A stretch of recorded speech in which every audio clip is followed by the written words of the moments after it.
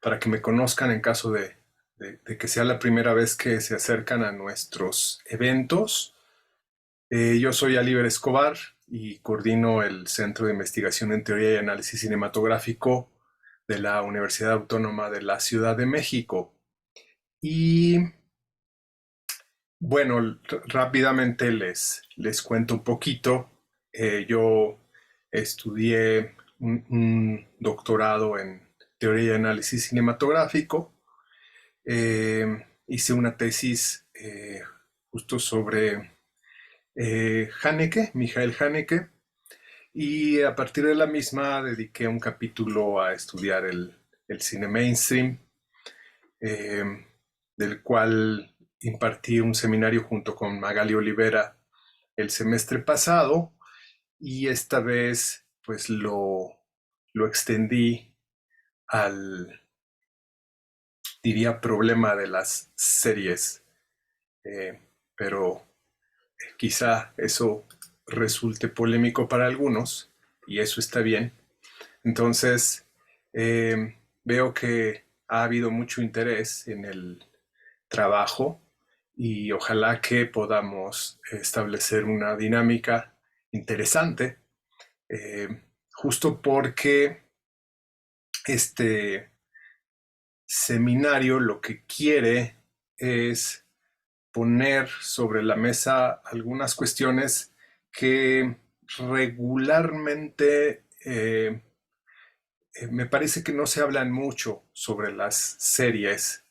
Eh, Seguimos todavía en la, no sé si perplejidad o interés o glorificación o impacto eh, o impresión de las series como fenómeno audiovisual, eh, y todavía no se asienta, digamos, lo suficiente eh, esa otra dimensión que está allí, que está presente y que es importante, eh, que es la dimensión económico-política de las series. Entonces, les voy a compartir una presentación, eh, y a partir de la misma vamos a ir planteando algunas cuestiones. Espero que hayan podido revisar la bibliografía que les recomendé, porque precisamente a partir de la misma eh, es que vamos a poder problematizar, y también espero que hayan podido hacerse o responder o problematizar algunas de estas preguntas que les compartí.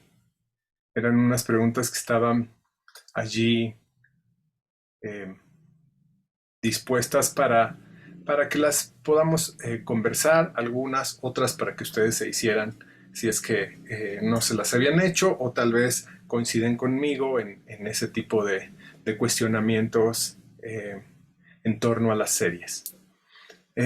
Bueno, vamos a comenzar entonces. A ver,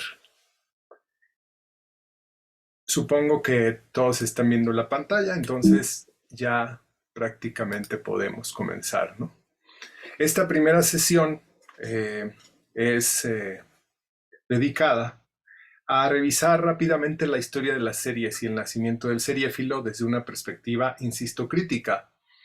Es decir, anoté algunas precondiciones como para que no tengamos duda de cuál es el marco del seminario ni de qué vamos a hablar aquí, ¿no? Entonces, les decía, es una perspectiva crítica y por lo tanto no voy a mencionar, no me voy a ocupar, no me voy a dedicar, no voy a reconocer ni hablar de nada que tenga que ver con las virtudes estéticas de las series. Ni las virtudes formales, ni las virtudes narrativas, nada de eso. Para eso hay muchísimos libros y muchísimas presentaciones y estudiosos actualmente que están muy interesados en admirarlas, ¿no? Entonces, a mí lo que me interesa de las series es evidenciar las formas y mecanismos a través de las cuales las industrias culturales ejercen un control social. Es decir, eh, cómo justo a partir de estas virtudes que muchos ven en ellas, también, porque no se trata de negar eh, su dimensión artística, pero también ejercen un impacto muy importante y una manipulación y un dominio y un sometimiento a nivel global, ¿no?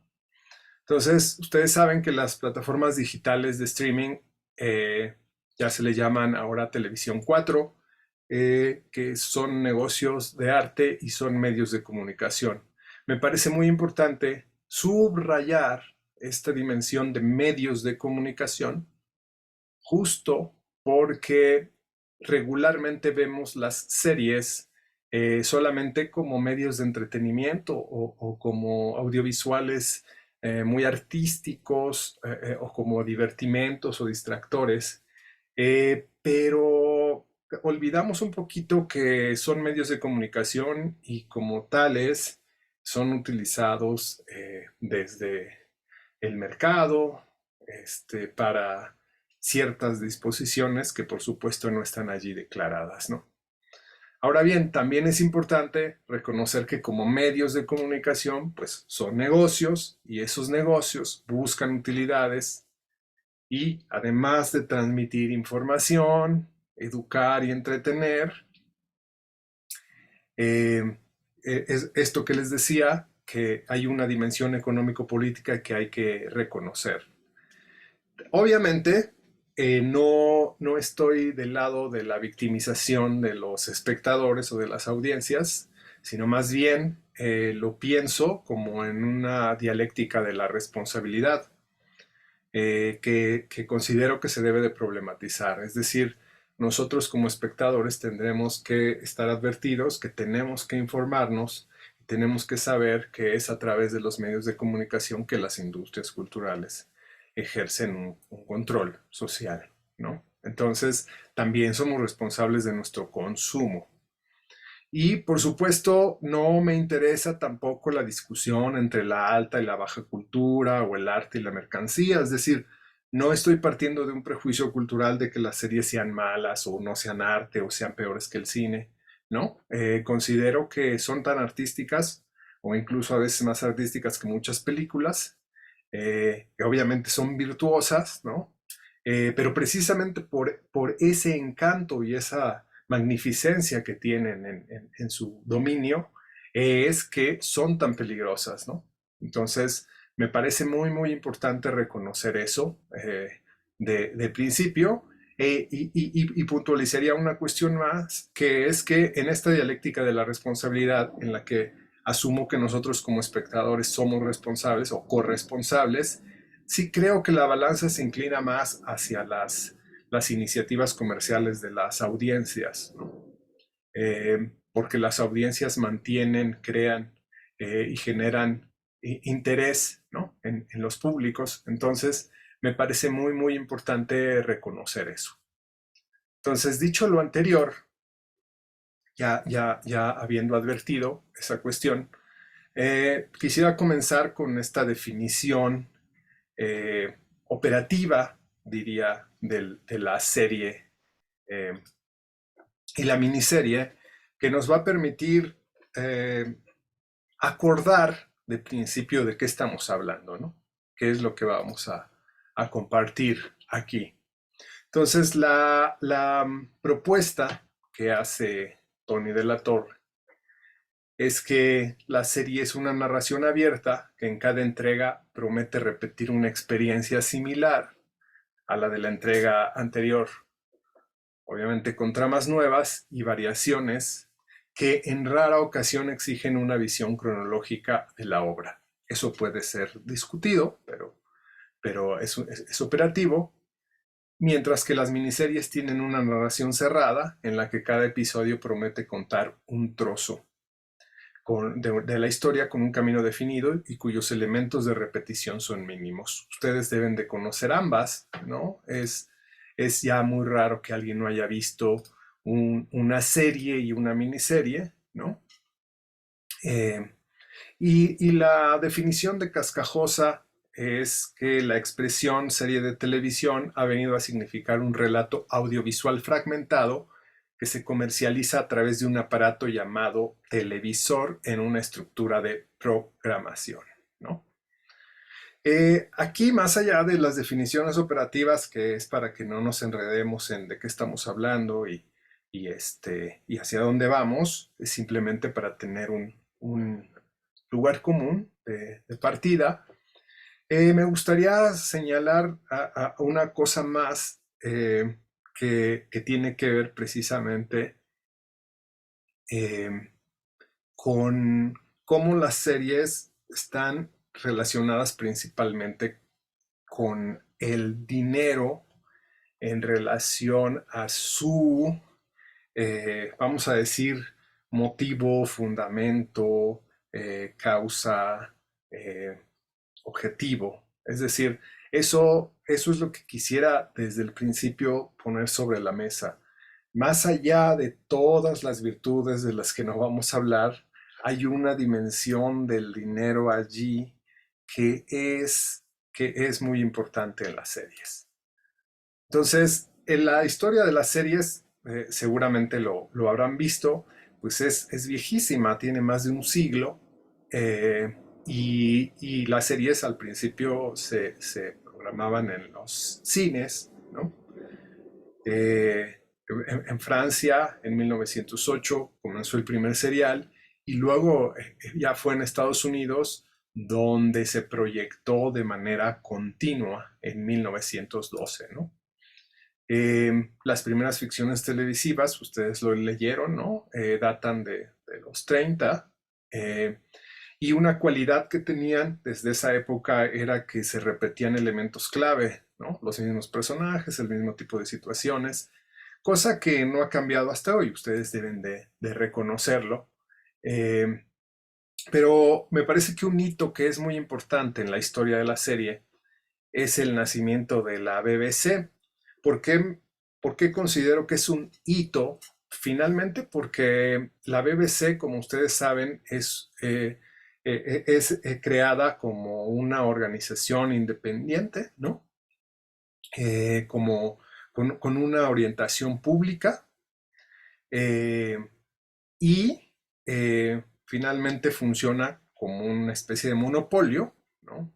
Que da servicios de televisión y de radio, y cuyo director, que se llamaba John Reed, eh, tenía una visión pues muy clara.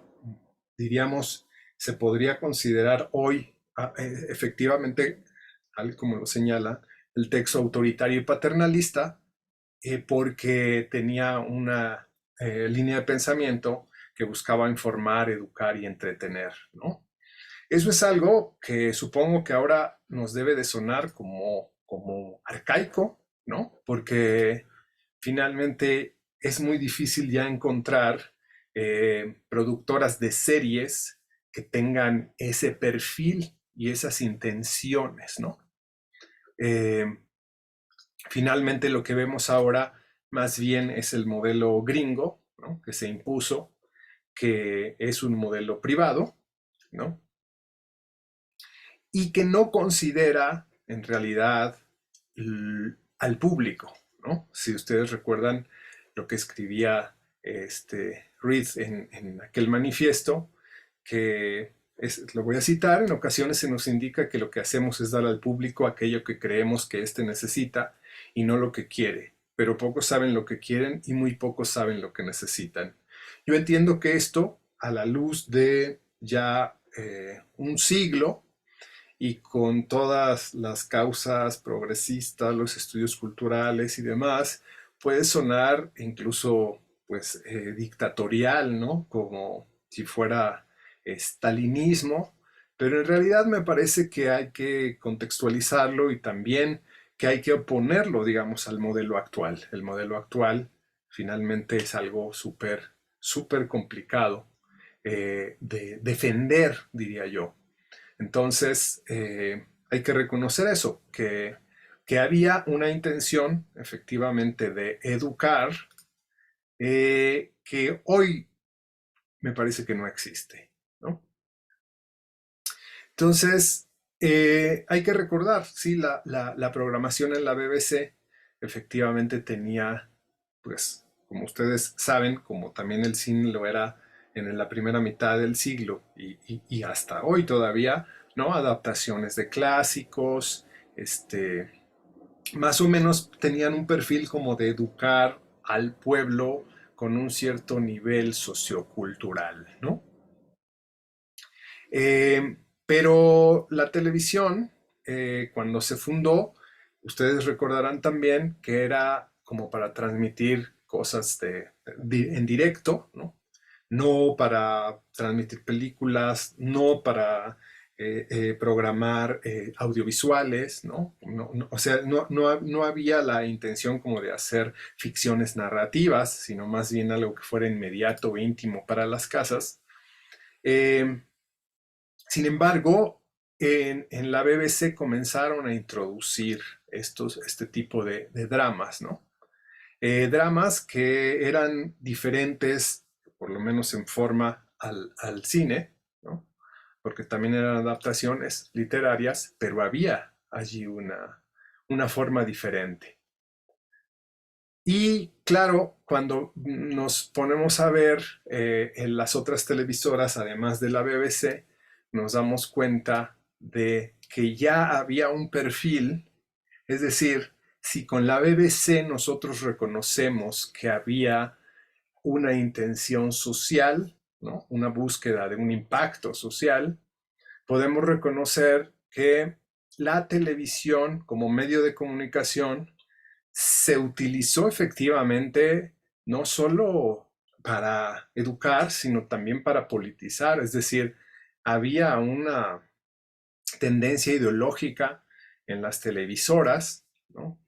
La utilizaban como apoyo ideológico, tanto los rusos como los alemanes, ustedes lo saben, y hay que subrayar esto, ese apoyo ideológico se hacía también a través de el entretenimiento y la ficción, ¿no? O sea, esa difusión de los mensajes se daban a través del entretenimiento, no solamente a través de los noticiarios, como podría uno pensar de una manera muy simplista, ¿no? Sino que se presentaba también a través de narraciones, argumentos, tramas, etcétera, que trataban precisamente sobre ese tipo de cuestiones. No es hasta agosto de 1937 cuando se plantea este sistema americano de empresa privada eh, y se opone la televisión privada a la televisión pública, ¿no? Entonces se comienza a gestar, digamos, esta institucionalización de la televisión a través de los patrocinios que desde allí ya podemos ubicar, imagínense, hace casi un siglo ya podemos ubicar claramente cómo el patrocinio y el presupuesto van a ser un lastre, van a ser un obstáculo para la creatividad y el desarrollo de las ideas, ¿no? Eh, Desde allí ya podemos reconocer que obviamente los empresarios, los accionistas, los inversionistas buscaban siempre que las programaciones fueran redituables y eso implicaba que hubiese presupuestos menores para narraciones o ficciones experimentales o más artísticas y se buscaba más esta cuestión como del entretenimiento, la repetición de los patrones, etcétera, ¿no? Eh, Aquí, por ejemplo, lo que podemos ver es cómo se comienza a constituir la idea de televisión, ¿no? Desde su oposición al cine y al teatro, ¿no? Se quiere hacer autónomo. Digamos que allí todavía teníamos una especie de inferioridad o complejo de inferioridad en relación a la tele, ¿no? Porque no se sentía todavía como arte, ¿no? se sentía más bien como un medio de información y de entretenimiento, pero no desde la competencia, ¿no? Con el teatro y con el cine. Y había tres posiciones diferentes en esa época que de alguna manera se complementaban, pero también chocaban, y había como visiones y expectativas para lo que tenía que ser la tele, ¿no? Una eran los hombres de radio, ustedes saben que del radio se pasó a la televisión, ¿no?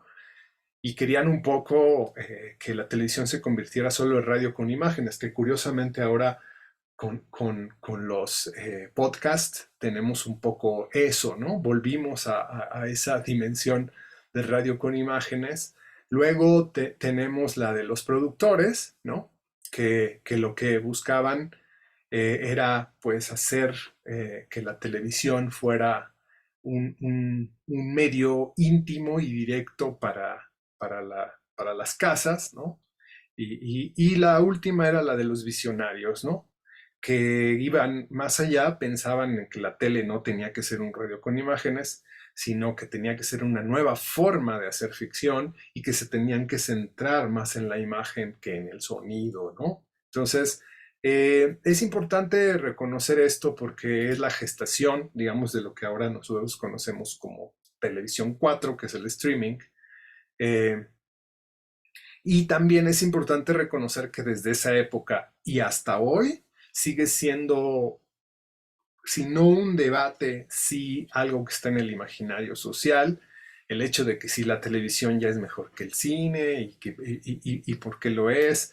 La historia de la televisión y el cine es muy interesante porque no es solamente de oposición. Hubo una época, digo, no lo vamos a hablar aquí, pero hubo una época en que gracias a la televisión el cine se sostuvo, ¿no? Cuando existían estas series televisivas o películas de directores cinematográficos, como ahora, que se, que se proyectan en la televisión o que se hacen para la televisión, ¿no? Entonces, es importante reconocer eso. Y también me parece que es muy importante otra cosa que hoy podemos ver, que hoy podemos reconocer, como prácticamente algo que se volvió realidad y que en esa época podría haber parecido delirios, disparates, ¿no? Y es que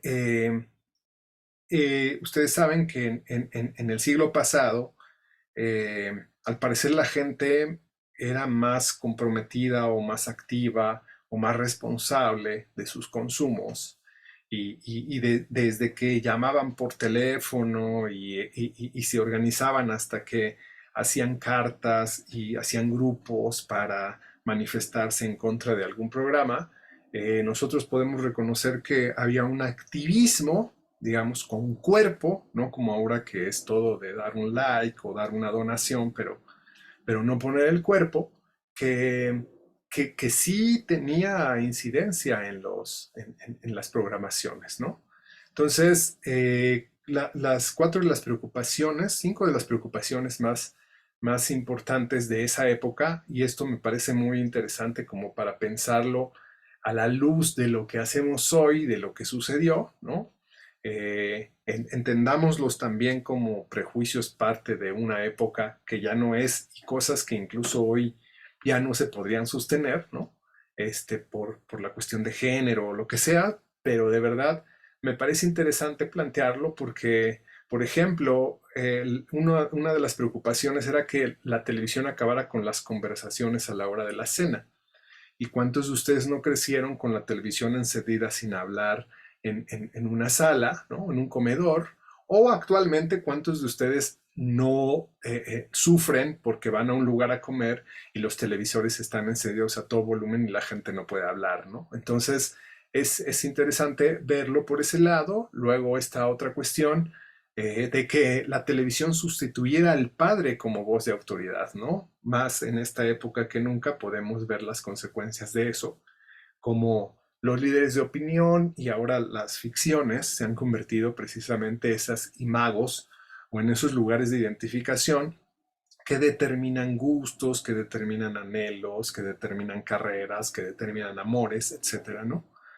El tercer punto es que distrajera en exceso a la madre y esta descuidara las tareas del hogar, ¿no? Entonces también es súper interesante eso. Ahora ya no es una cuestión como muy, eh, que se pueda sostener, digamos, por la emancipación femenina, pero de todas formas es interesante plantearlo. Luego, que tuviera contenidos perjudiciales para los niños. Incluso ustedes deben conocer estos debates que existen sobre si la televisión influye o si gracias a la televisión la gente imita y entonces hace cosas que los demás que no hubieran hecho si no hubieran visto el programa, etcétera, ¿no? Esas son cuestiones que para mí son complejas. O sea, no es que haya solo una determinación del medio, pero tampoco es que sea inocuo el contenido de un programa y que no determine ningún comportamiento, ningún deseo, ningún sueño, ¿no? Y el quinto es que convirtiera a los espectadores en individuos excesivamente pasivos. Entonces esto me parece que es súper importante porque habría que preguntarnos si no es que las series nos han convertido en espectadores sumamente pasivos que prácticamente a partir del modelo Netflix, es decir, de la plataforma que te elige, que te recomienda, que ya no te requiere ni siquiera de levantarte a dar un clic en el control remoto, etcétera, etcétera, habría que ver si no hay allí una pasividad exacerbada, ¿no? El asunto de la lista negra también me parece muy interesante, pero lo voy a adelantar. Si ustedes quieren revisar al respecto, hay un libro que se llama La izquierda en Hollywood, que está editado en español y que habla precisamente de toda esta etapa negra de los guionistas, ¿no? Que, que fueron censurados en Estados Unidos, en Hollywood. Lo que me interesa más es regresar al punto de la BBC, porque me parece que una de las pues, grandes tragedias de nuestra televisión en México es que a pesar de que teníamos una televisora que era del Estado, pues no era realmente tan bien administrada y no tenía estas nociones. La dejaron caer sin presupuesto y no hubo el suficiente apoyo como para copiar el modelo de la BBC, ¿no? que, que precisamente al ser un modelo cultural y popular, se oponía al modelo estadounidense, ¿no? Que ustedes saben, era visto desde esa época como vulgar, ¿no? Entonces, lo importante del asunto de la televisión pública es que prácticamente podía plantear que era posible proyectar, programar, producir un mundo opuesto al mundo de la televisión privada, ¿no? Es decir, había, por un lado, la televisión privada con esta noción del divertimento, de la distracción, del escapismo, y por otro lado estaba la televisión pública que lo que buscaba era que los espectadores se advirtieran de la realidad cotidiana, de los problemas sociales y pudieran tener como una opinión al respecto, ¿no? ¿Qué hacían los ingleses con esa televisora? Pues producían dramas sociales de la clase trabajadora, ¿no? Que buscaban intervenir, ¿no? Intervenir en la realidad, no solo reflejar los problemas, sino transformarla. Eso implica ya pensar en la televisión como un medio de comunicación que manipula, es decir, que genera conflictos, que genera deseos, anhelos de transformación y por qué no agencia, es decir, una disposición crítica para con la realidad, ¿no? Obviamente, a nivel formal, pues era poco convencional en oposición a la televisión comercial, ¿no? A la televisión gringa. Y por supuesto, pues quienes promovían ese tipo de programas, pues eran personajes muy críticos, ¿no? Que sentían una frustración frente ya al sistema capitalista, por supuesto, y que desde allí observaban que la televisión comercial no tenía mucho futuro en ese sentido intelectual, cultural. Es decir, había demasiada basura en la televisión, ¿no? Entonces, hay que pensar que esta basura de la televisión, que regularmente se vanagloria en algunos círculos, tiene que ver precisamente con, con una tendencia formulaica y comercial de los norteamericanos, ¿no?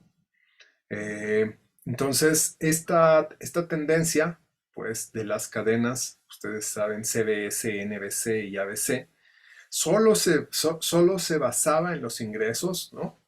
Y lo que querían era atraer al mayor número de audiencia posible. Obviamente, estamos hablando de un modelo que era privado, es decir, más allá de satanizar eh, y sin conceder, ¿no? Porque una cosa es que uno entienda y otra cosa es que conceda o esté de acuerdo con. Me parece que lo que decía desde el principio, hay que reconocer que si tú tienes una televisión privada, tienes que recuperar tu inversión. Entonces, para ellos, la ley, digamos, era el beneficio económico, ¿no?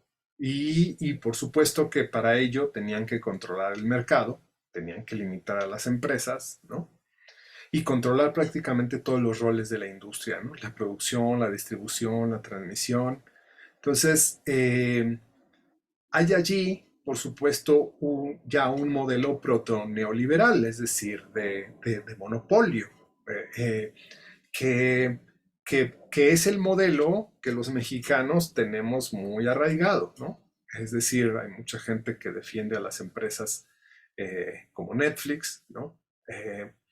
Y, y la verdad creo que es porque esta influencia que tuvimos alguna vez europea ha quedado muy lejos y ahora nos hemos agringado demasiado. Entonces prácticamente no estamos advertidos de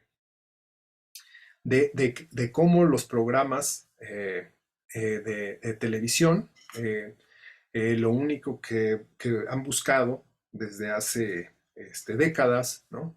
Ha sido evadirnos de la realidad, ¿no? A través de ficciones, ficción inocua le llaman, por supuesto, porque la ficción del realismo era una ficción que buscaba trascender, que buscaba tener efectos en los espectadores. Una ficción inocua, pues es una ficción que no se ocupa de los conflictos. Es un poco como ahora lo que sucede con este juicio de García Luna, ¿no? Que los medios mainstream lo toman como una historia de amor más que como un problema de narcotráfico y de delincuencia y de corrupción nacional. Entonces, de alguna manera, en esa época, los programas informativos eran los que intentaban hacer que la gente se enterara de las cosas, pero las ficciones lo que hacían era esconder esos conflictos, es decir, hacían que el espectador viviera en una burbuja o en un refugio ajeno a los problemas, tal y como hoy sucede con las series. Me podrán dar algunos ejemplos que son excepcionales, pero en realidad me parece que sigue sucediendo así. Y era tan, pero tan excesiva la baja calidad, la mala televisión, que hasta en Estados Unidos, ustedes saben que Estados Unidos es un país complejo donde ha habido, por supuesto, demasiados abusos y es un capitalismo atroz y el neoliberalismo y bla, bla, bla.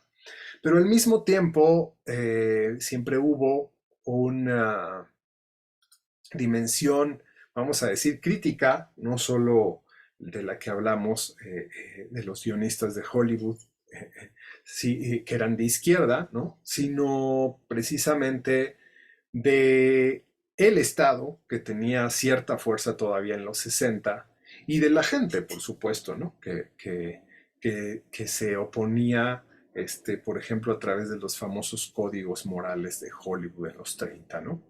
Pero lo que es interesante es que en Estados Unidos se creó esta Federal Communication Commission y nombraron a un director apellidado Minow, ¿no?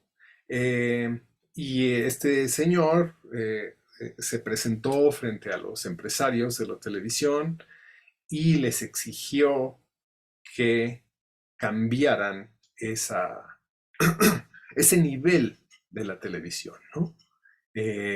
Precisamente porque se notaba, era excesiva esta cantidad de contenidos superficiales, absurdos, que se negaban tanto a la imaginación, a la experimentación, a la artisticidad, es decir, estaba en una etapa súper complaciente, pero lo que quiero señalar acá es que esa etapa súper complaciente o esa dimensión superficial de la televisión no era sin consecuencias, porque pues obviamente tenía un interés porque la población estuviese entretenida con problemas, con situaciones que fueran ajenas a la realidad.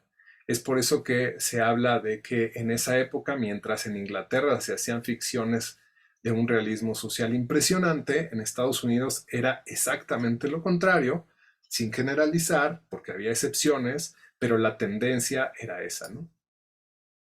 Entonces, por supuesto que después de esa intervención, digo, duró muy poquito el efecto de la intervención, pero, pero las televisoras comenzaron a cambiar y comenzaron a elevar su nivel, ¿no? Y esto lo subrayo no solo como una cuestión histórica, sino para mostrar que sí se puede hacer, es decir, que es posible que todavía hoy, ¿no? Las empresas, las productoras de series de streaming podrían hacer buenas series. Me refiero a buenas series no en el sentido de con excelentes narrativas, excelentes guionistas. Ya dije desde el principio que eso no me interesa. Buenas series en el sentido de que las series estén apegadas a la realidad, sean complejas, sean exigentes, sean retadoras, ayuden al espectador a crecer, ¿no? A generarse un juicio de preferencia, un criterio. Es decir, a eso me refiero con hacer buenas series, no a lo otro. Lo dije desde el principio, por eso no me voy a meter en discusiones de ese tipo, sino en realidad me parece que es importante reconocer que sí se puede hacer eso, ¿no? Tiene consecuencias, por supuesto. ¿En dónde? En el dinero. Porque para crear un público nuevo, obviamente te vas a tardar unas décadas, ¿no? Y vas a perder dinero varias décadas.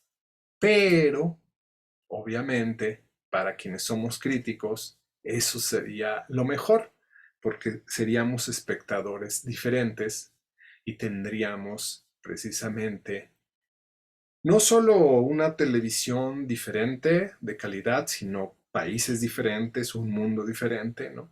Porque seríamos más exigentes, buscaríamos dignidad, no seríamos tan explotables ni tan manipulables, etcétera, etcétera, ¿no?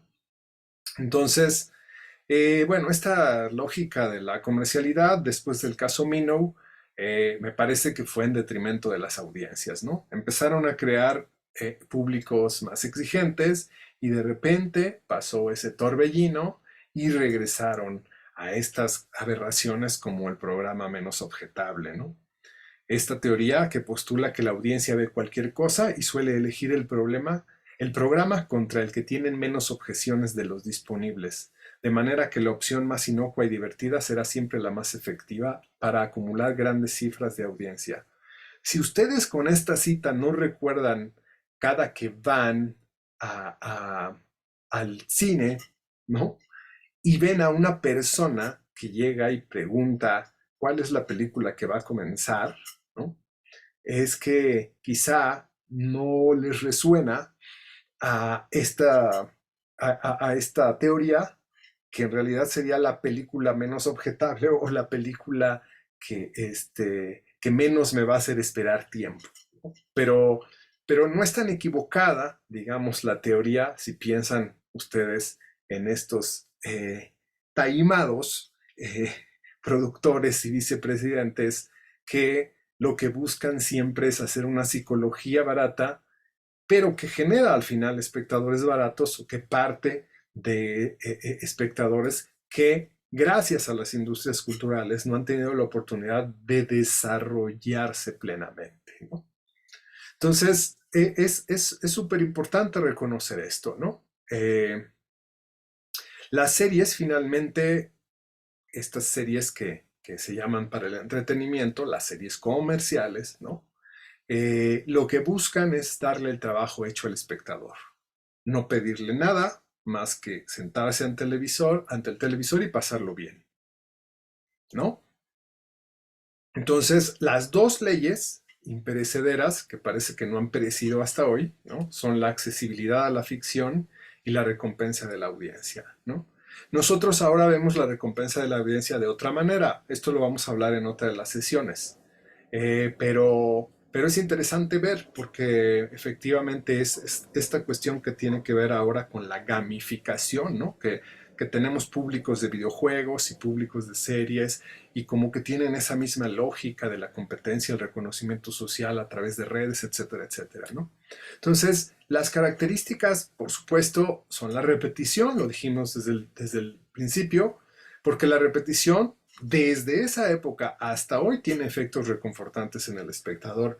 Y si no, recuerden cuántas series han visto que no comienzan con la repetición del episodio anterior, ¿no? Como si uno no tuviera memoria o incluso como si no acabaran de ver el episodio en el binge watching hace media hora, ¿no? Otra vez tienen que ver la serie, el resumen de la serie, ¿no? Entonces, efectivamente, hay muchas técnicas, ha habido distintas, nosotros las vamos a ver con Netflix, pero es interesante pensar, es importante pensar, es imperante pensar en todas estas estrategias que utilizan las televisoras para manipular a los espectadores, ¿no? Entonces, lo importante es que al mismo tiempo también estaban surgiendo algunas innovaciones que atrapaban a las audiencias, ¿no? Y quería subrayar esto porque creo que es importante reconocer el poder de la forma como manipulación y no solo como virtud. Es decir, cuando la audiencia se empieza a ir, entonces la producción comienza a incluir, a implementar diversas estrategias, ¿no? Y esas estrategias son precisamente diseñadas, pues, para atraer más público. Y regularmente esas innovaciones son hasta cierto punto o complejas o artísticas o experimentales. Es decir, hay algo que, que, que se puede reconocer en ellas que tiene efectos en los espectadores.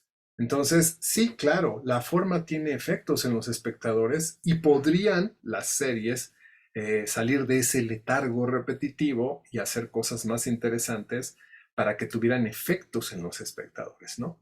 Entonces, lo que es importante resaltar es, uno, que la forma es importante y dos, que la televisión vista en esta, digamos, dicotomía entre televisión privada y televisión pública, pues puede ser una herramienta para el escapismo, ¿no? O una herramienta educativa y cultural, ¿no? Eh, Quizá se pueda polemizar si hay series que pueden ser las dos cosas, quizá habría que ver qué sentido tiene que sean las dos cosas y por supuesto también habría que ver cuán bien visto sería ahora que una televisora o que una productora o que una plataforma tuviera un programa claro de exposición, de educación, de formación, de inculcación de valores, etcétera, etcétera, etcétera. Es decir, habría que ver si realmente en este mundo, en este siglo XXI, eso sería posible y cómo sería, ¿no?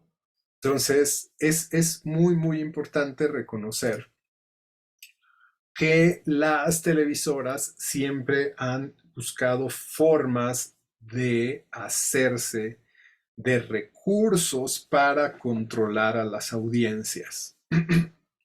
Si nosotros vemos esta estrategia de los datos demográficos, bueno, es impresionante, ¿no? Es importante ver cómo pasaron del modelo de la máxima audiencia posible al modelo de las famosas franjas, ¿no? O la calidad de los espectadores, ¿no? Que buscaban precisamente espectadores, ustedes saben, las series incluso hoy tienen distintos perfiles, ¿no? Con mayor predisposición al consumo, con mayor capacidad adquisitiva, ¿no? Deshacerse de público no deseable, ¿no? Es decir, hay distintas, dependiendo de la serie que veas, quizá estás siendo alguien que está siendo considerado por una media, digamos, por una proyección para captarte como público. E insisto, ese tipo de información y de los datos no se utilizan igual para la educación de la gente, se utilizan para vender y para fomentar el consumo de la gente. Entonces, también habría que ver que eso es un problema porque si estamos estancados en el modelo privado, no va a ser posible que tengamos una televisión que se preocupe por la gente, ¿no? Se preocupa por la gente en el sentido de la remuneración. Entonces, cuando pensamos en esto, de que se preocupan por la gente como remuneración, no se nos debe olvidar que al final el capitalismo ha tenido algunas piedritas en el siglo XX que han provenido de los estudios críticos, llámese la teoría crítica o de los estudios culturales, ¿no? Y esas presiones que hoy las vemos actuando, digamos, sí han tenido injerencia, ¿no? La injerencia, Estados Unidos, las industrias culturales la han toreado muy bien porque han hecho gala de su gatopardismo, ¿no? Haciendo como que son, vamos a decir, incluyentes cuando tienen latinos en sus películas o en sus series, ¿no? Y podemos hablar también así con las mujeres, etcétera, etcétera, con las causas de las minorías, digamos, para mostrar compromiso, ¿no? Pero al mismo tiempo hay que reconocer que en realidad lo que sucede con eso es que al estar en el mainstream, al formar parte de la industria, lo que hacen es absorber la potencia, absorber el filo de los movimientos contraculturales, ¿no? Y entonces, pues todos nos ponemos una camiseta del Che, ¿no? O todos somos Marcos, etcétera, etcétera, pero no se genera en realidad una postura crítica, sino se generan solo más consumidores que ahora ya ven incluido en la cartelera a su causa crítica preferida, ¿no?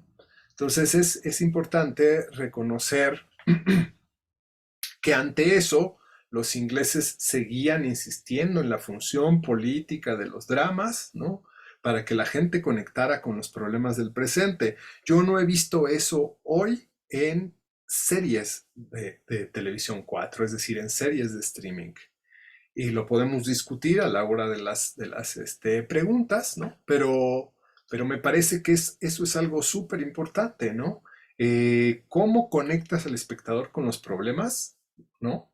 Sí, la mayoría de las series lo que hacen es desconectarlo de la realidad.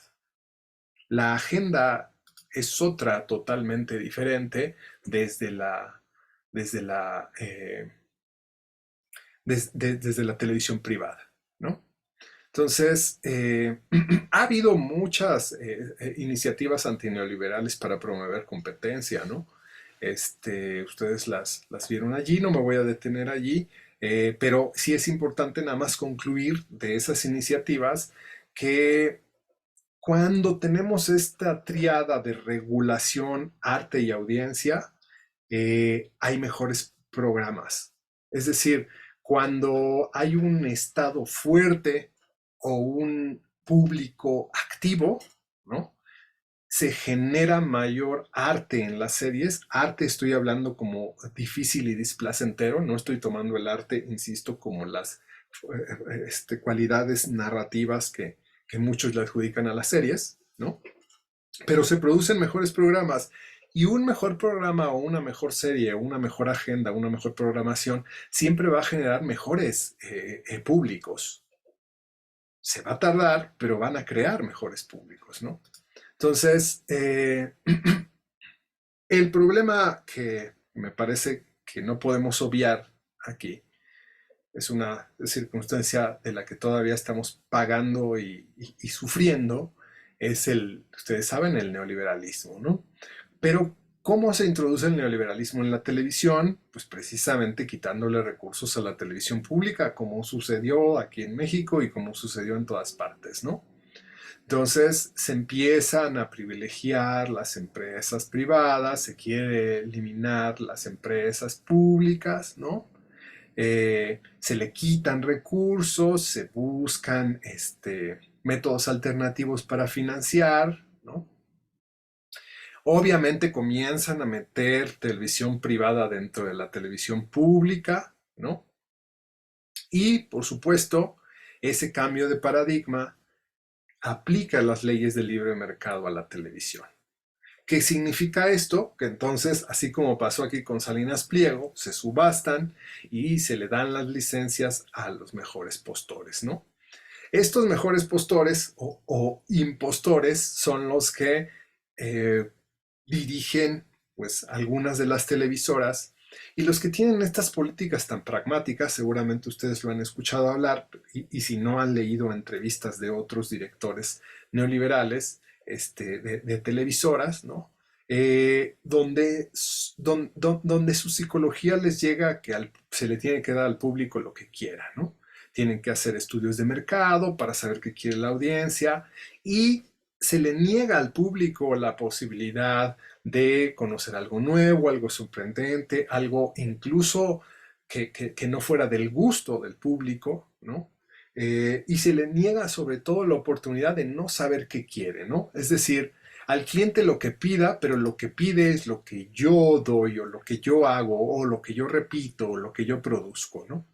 Entonces es importante reconocer que esta tendencia, esta compulsión a maximizar la audiencia, porque como eres neoliberal y lo único que te preocupa es la recuperación y las mega audiencias y el hacerte millonario, porque también eso está articulado con todo esto, ¿no? Que ahora si no eres millonario, no eres exitoso y entonces no estás en el mercado, pues obviamente es la antítesis de lo que sería un público, vamos a decir, digno, que sería un público que esté atento, que sea agudo, que tenga ganas de descubrir algo en cada programa, ¿no?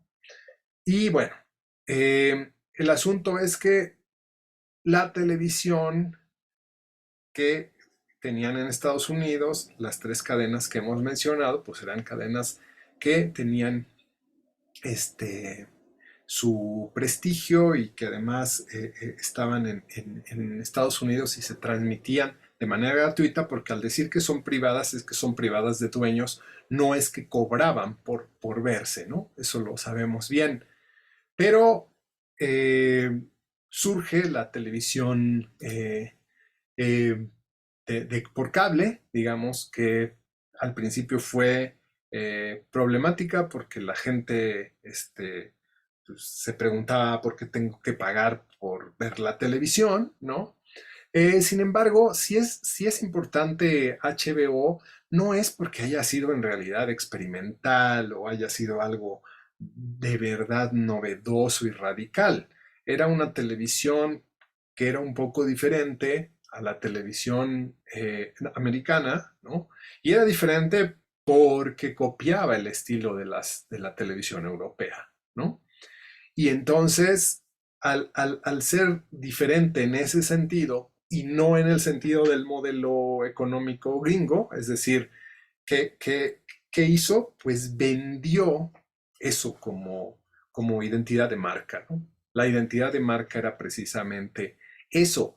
Pero qué interesante es pensar que como el pueblo norteamericano era tan ignorante, se tragó esta supuesta novedad, ¿no?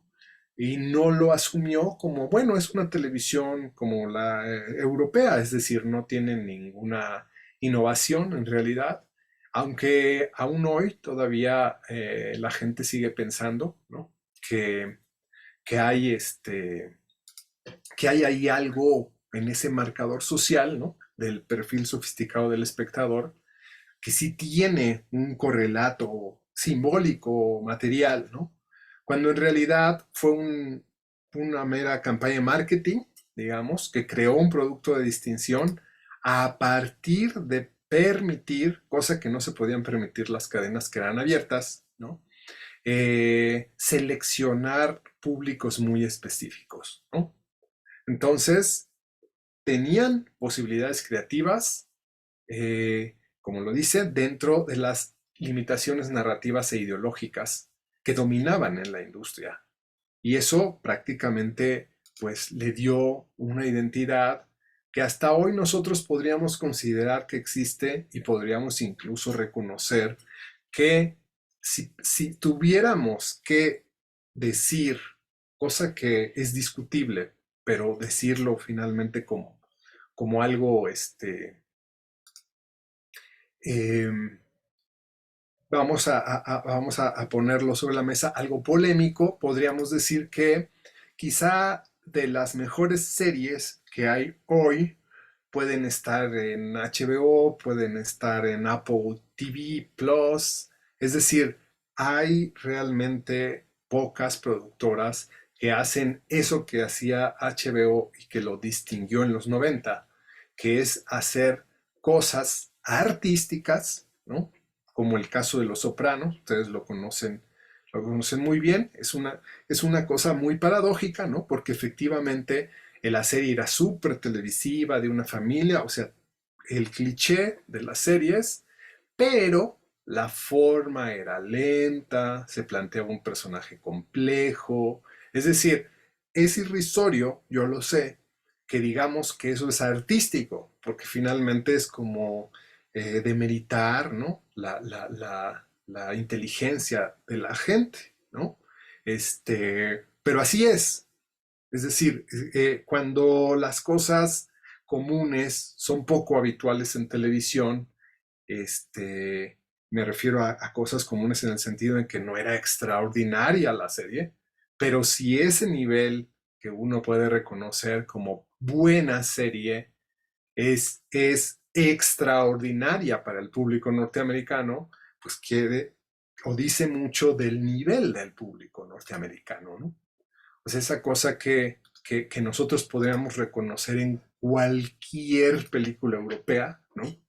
Para ellos será un acontecimiento, precisamente porque ese mercado nunca salía de su propio núcleo, ¿no? Entonces no tenían esa capacidad como para reconocer algo más allá de las fórmulas seguras, de sus territorios conocidos, de esa fuga que había a través de la televisión, ¿no? Y que terminó pues con los reality shows, ¿no? Cosa totalmente patética, pero que tiene que ver precisamente con su mercado. Y recuerden lo que dije al principio, hay una dialéctica de la responsabilidad cuya balanza se inclina más hacia las industrias.